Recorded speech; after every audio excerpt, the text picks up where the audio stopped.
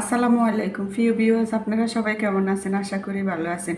আমি এখানে অনেকগুলো মুরগি আজকে বাজারে গিয়ে কিনে নিয়ে আসছিলাম রোজার জন্য।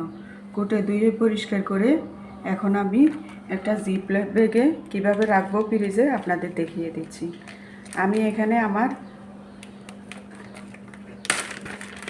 এই যে দেখুন, আমি এখানে আমার পরিমাণ মতো নিয়ে একটা জিপ ব্যাগে রেখে দিব, যাতে প্রতিদিন আমাকে কষ্ট না করতে হয়। আমি একসাথে ধুয়ে পরিষ্কার করে রাখতেছি। এই যে, আর আমার রোজার মধ্যে কোনো কষ্ট করা লাগবে না, খালি ফ্রিজ থেকে নামাবো আর রান্না করব।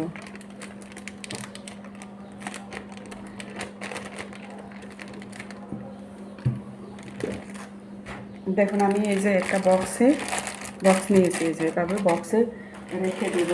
খাবার নষ্ট হবে না, স্বাদও কিছু হবে না, খুবই ভালো থাকে।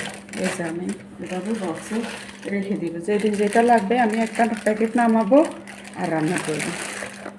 দেখুন, আপনারাও এভাবে রাখতে পারেন নিজের সুবিধার জন্য। রোজার মধ্যে অনেক কষ্ট হয় কাজ করতে, তাই আমি রোজার আগে এই ব্যবস্থাগুলো করে নিছি। যদি আমার আজকের এই ভিডিওটি ভালো লাগে তাহলে লাইক কমেন্ট শেয়ার করে দিবেন, ইউটিউবে সাবস্ক্রাইব করে দিবেন। আসসালামু আলাইকুম, আল্লাহ হাফেজ।